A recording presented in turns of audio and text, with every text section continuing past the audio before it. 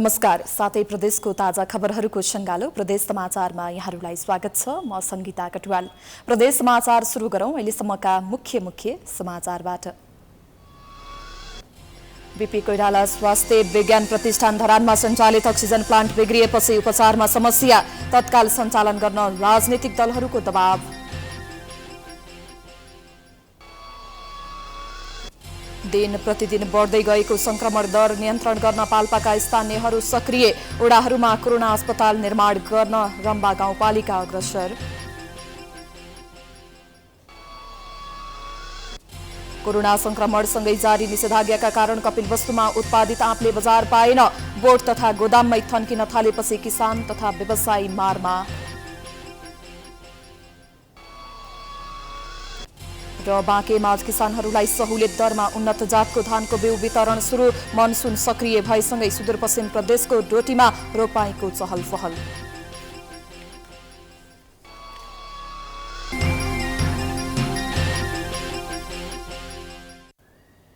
आजको प्रदेश समाचार सुरु गरौं। प्रदेश 1 को धरानमा अक्सिजन प्लान्ट बिग्रिएपछि उपचारमा समस्या भएको सम्बन्धी समाचारबाट।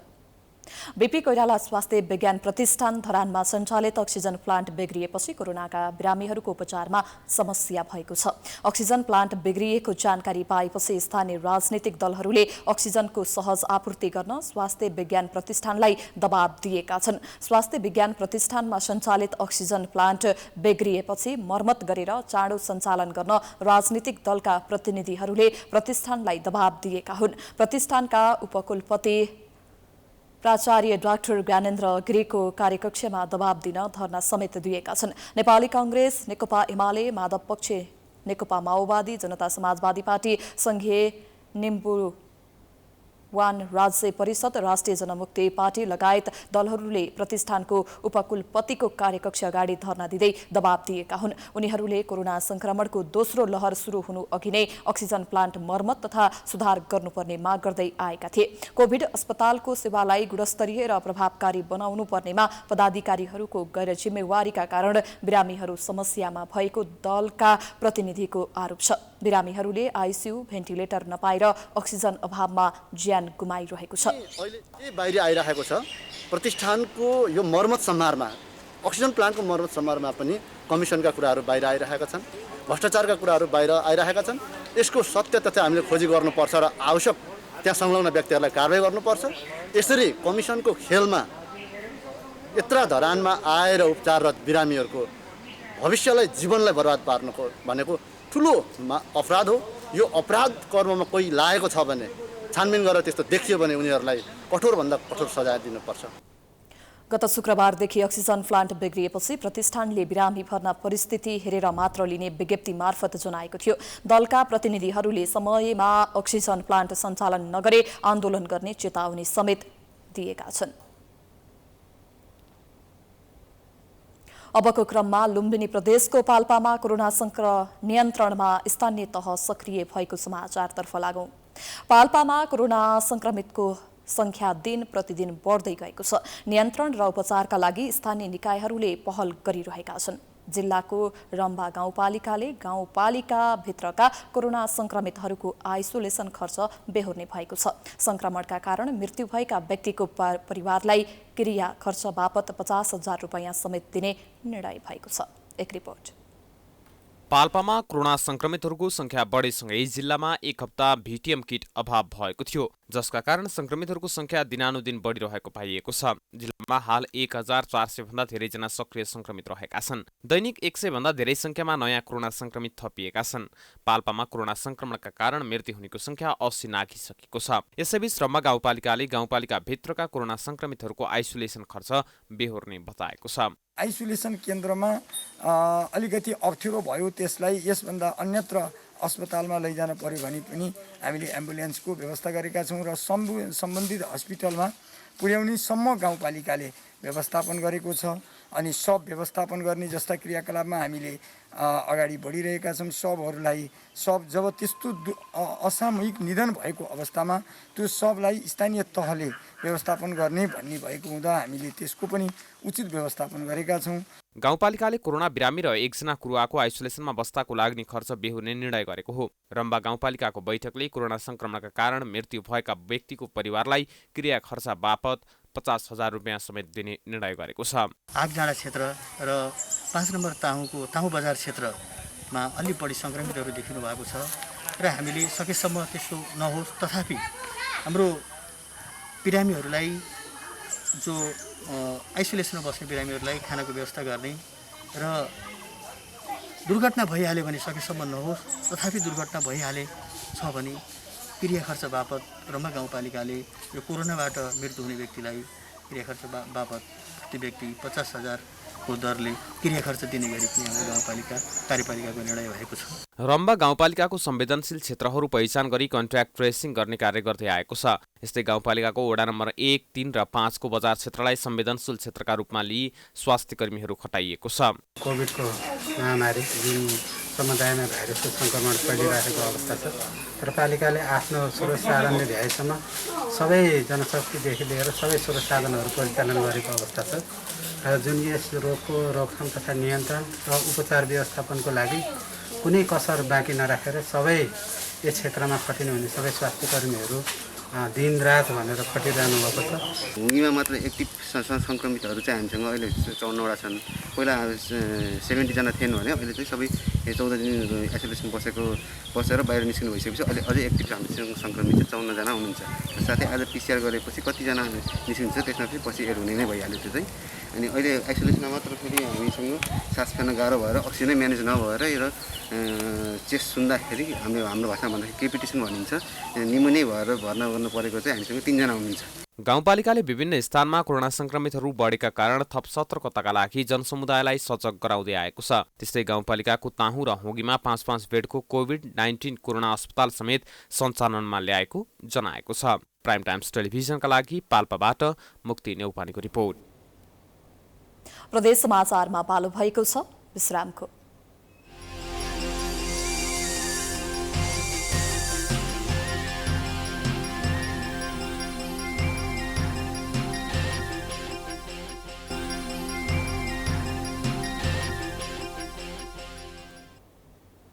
विश्रामपछि स्वागत छ। अबको क्रममा बाँकेको नेपालगञ्ज स्थित भेरी अस्पताललाई टोल समितिले सहयोग गरेको सम्बन्धी समाचारतर्फ लागौं।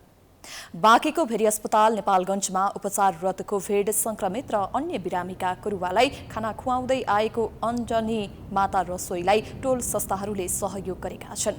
विगत 8 महिनादेखि अस्पतालमा उपचाररत बिरामी र कुरुवालाई 20 रुपैयाँमा प्रति छाक खाना खुवाउँदै आएको अञ्जनी माता रसोईलाई 1,11,000 नगद सहयोग भएको छ। नेपालगञ्ज उपमहानगरपालिका 10 स्थित भ्रिकुटी नगर टोल विकास समितिले कोभिड संक्रमित बिरामी र अन्य बिरामीका कुरुवालाई खाना खुवाउन सहयोग गरेको जनाएको छ।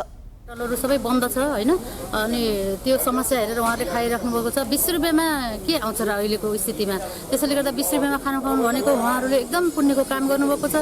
उहाँहरूलाई केही सहयोग होस् भनेर यहाँको खानाको स्तर राम्रो होस्, बिरामीले भिजिटरले र भित्र स्वास्थ्य कर्मीले समयमा खाना पाउनुहुनेछ र स्वास्थ्यमा उहाँहरूको सुधार हुनेछ भन्ने हिसाबले पनि हामीले एउटा मानवीय नाताले चाहिँ मानवको धर्म निभाएका हौँ। लकडाउनको समयमा बाहिर सबै होटलहरू बन्द भएकोले बिरामी तथा कुरुवाहरूलाई खानाको समस्या हुने गरेको थियो। अञ्जनी माता रसोईले खाना खुवाउने अभियान चलाएसँगै स्थानीय व्यवसायी, उद्योगी तथा विभिन्न टोल समितिले सहयोग गर्दै आएका छन्। अब लागौं लुम्बिनी प्रदेशको कपिलवस्तुमा आँप बिक्री नभएपछि किसान समस्यामा परेको समाचारतर्फ। कोरोना संक्रमणसँगै जारी निषेधाज्ञाका कारण कपिलवस्तुमा उत्पादित आँपले बजार नपाएपछि किसान तथा व्यवसायी मारमा परेका छन्।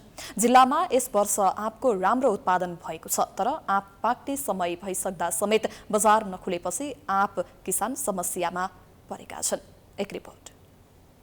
लम्बिँदै गएको निषेधाज्ञाका कारण कपिलवस्तुमा उत्पादित आँपले बजार नपाएपछि किसान तथा व्यवसायी समस्यामा परेका छन्। बोटमा आँप पाक्ने समय हुँदा समेत बजार नखुल्दा किसान मारमा परेका हुन्। बजारमा आँपको माग कम भएपछि बिक्री गर्न तयार भएको आँप रुखमै रहेको छ। पाकेर झर्न थालेपछि सस्तो मूल्यमा बिक्री गर्नु परेको किसानको गुनासो छ।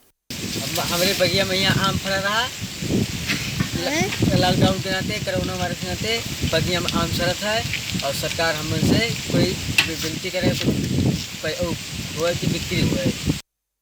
जिल्लामा आँपको उत्पादन यस वर्ष राम्रो भएको छ, तर समयमा बिक्री नहुँदा रुखमै छाड्नु परेको कृषकको भनाइ छ। पाकेर झर्ने अवस्थामा भएको आँप टिपेर बजार पुर्याउँदा समेत व्यवसायीले खरिद नगरेको किसानको गुनासो छ। आम ज्यादा है, बिक्री नहीं भा है, लॉकडाउन है, नहीं बिका था आम। व्यवसायीहरूले खरिद गरी बिक्रीका लागि रोपेको आँप बिक्री नहुँदा व्यवसायी समेत मारमा परेका छन्।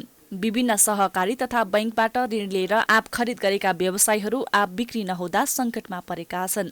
यो जिल्लामा आँपको उत्पादन एकदम बढी भएको छ के। अब बढी हुनको कारणले चाहिँ अब हामी यो आम किन्न जान्छौँ बगैँचामा आम किन्दाखेरिमा अलिकता भाउ यसो हेर्दाखेरि ल्याएर चाहिँ किनेर ल्याउँदाखेरि यहाँ के हुन्छ भने चाहिँ यो बिक्री ढिलो भयो। यो लकडाउनले गर्दा बिक्री ढिलो भएर चाहिँ नबिकेर हामी धेरै मर्कामा छौँ। अनि चाहिँ अब यो त्यसका अब यो अहिले जुन बागमा जुन धेरै माल फलेछ चाहिँ त्यो बाहिर नगएर कारणले हामी मर्कामा परेछौँ। जारी निषेधाज्ञाका कारण बजारको समस्या र आँपको ढुवानी नहुँदा गोदाममै थन्किएको व्यवसायीको गुनासो छ। कपिलवस्तुमा उत्पादित आँप बुटवल, पोखरा, काठमाडौँ लगायतका शहरहरूमा बिक्री हुँदै आएको थियो। कपिलवस्तुबाट गुलाम अलीको रिपोर्ट। प्रदेश समाचारमा पुनः पालो भएको छ विश्रामको।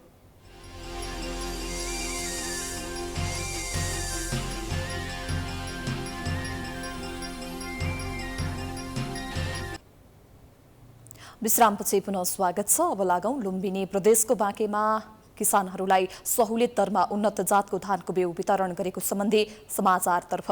बाँकेको नेपालगञ्ज उपमहानगरपालिकाले नगर क्षेत्रभित्रका किसानहरूलाई सहुलियत दरमा उन्नत जातको धानको बिउ वितरण गर्न सुरु गरेको छ।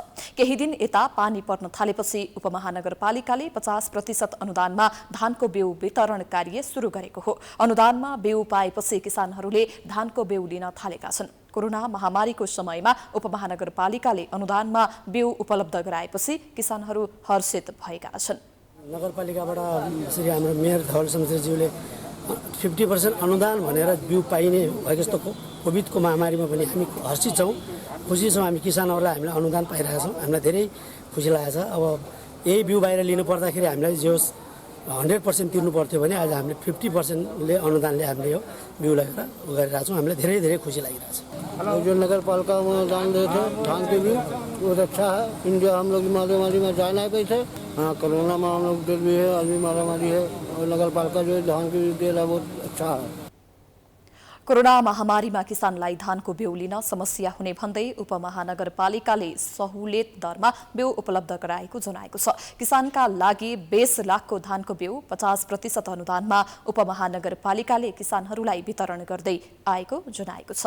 यो खरिफको क्रप धानको बेलामा धानको बिउ उपलब्ध गराउनको लागि हामीले 20 लाखको धानको बिया 50%, त्यसमा 50% रेटमा उन्नत जातको बिउ अहिले हामीले नेपालगञ्ज उपमहानगरपालिकाभित्रका किसानहरूलाई दिइरहेको छौँ।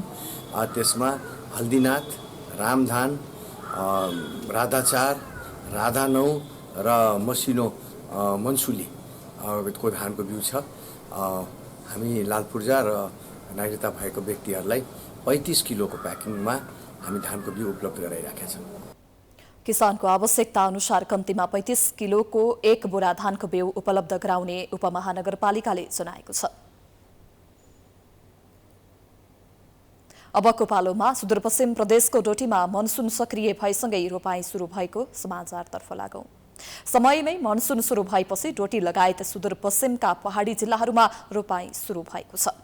कोरोना महामारीका कारण सुनसान भएको ग्रामीण क्षेत्र वर्षा भएसँगै किसानहरू खेतीपातीमा व्यस्त छन्। समयमै बिउ तयारी गरेका किसानहरूले पानी परेसँगै रोपाई सुरु गरेका छन्। डोटीको केआई सिंह गाउँपालिका र बडी केदार गाउँपालिकामा रोपाई सुरु भएको छ। डोटी लगायत सुदूरपश्चिममा केही जिल्लाहरूमा निरन्तर वर्षा हुँदै आएको छ। वर्षातसँगै किसानले अन्य बाली मकै, कोदो, धान र अदुवा समेत रोप्न थालेका छन्। समयमै रोपाई गर्न पाएपछि किसान पनि हर्षित भएका छन्। अन्तमा कर्णाली प्रदेशको रुकुम पश्चिममा स्वास्थ्य सामग्री पुगेको सम्बन्धी समाचारतर्फ लागौं। कोरोना नियन्त्रणमा सघाउ पुर्याउने उद्देश्यले रुकुम पश्चिममा स्वास्थ्य सामग्री पठाइएको छ। देश र विदेशमा रहेका रुकुमेलीहरूले थालेको कोरोना विरुद्धको अभियान रुकुमबाट संकलित 18 लाख बढीको लगानीमा स्वास्थ्य सामग्री रुकुम पश्चिम पठाइएको हो। जिल्लामा कोभिड-19 संक्रमितको उपचार र उपचारमा संलग्न स्वास्थ्य कर्मीलाई आवश्यक पर्ने सामग्री मध्यनजर गर्दै सामग्री डोनेसनका लागि सञ्चालित कोभिड-19 नियन्त्रण अभियानबाट रुकुम जिल्ला अस्पताललाई हस्तान्तरण गरिनेछ।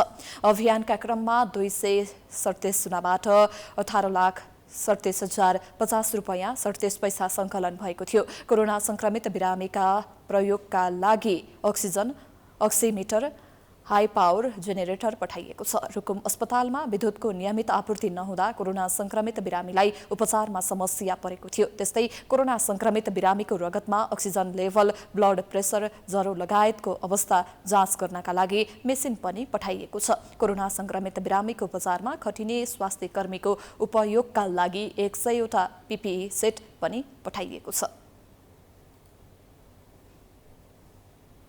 यो सँगै हामी प्रदेश समाचारको अन्त्यमा आइपुगेका छौं। जाँदा जाँदै प्रमुख समाचार पुनः एकपटक। बीपी कोइराला स्वास्थ्य विज्ञान प्रतिष्ठान धरानमा सञ्चालित अक्सिजन प्लान्ट बिग्रिएपछि उपचारमा समस्या, तत्काल सञ्चालन गर्न राजनीतिक दलहरूको दबाव। दिन प्रतिदिन बढ्दै गएको संक्रमण दर नियन्त्रण गर्न पाल्पाका स्थानीय तहहरू सक्रिय, वडाहरूमा कोरोना अस्पताल निर्माण गर्न रम्बा गाउँपालिका अग्रसर। कोरोना संक्रमणसँगै जारी निषेधाज्ञाका कारण कपिलवस्तुमा उत्पादित आँपले बजार पाएन। बोर्ड तथा गोदाममै थन्किन थालेपछि किसान तथा व्यवसायी मारमा। र बाँकेमा किसानहरूलाई सहुलियत दरमा उन्नत जातको धानको बिउ वितरण सुरु। मनसुन सक्रिय भएसँगै सुदूरपश्चिम प्रदेशको डोटीमा रोपाईँको चहल पहल। प्रदेश समाचार अहिलेलाई सकियो। हेर्दै गर्नुहोला प्राइम टाइम्स टेलिभिजन। नमस्कार।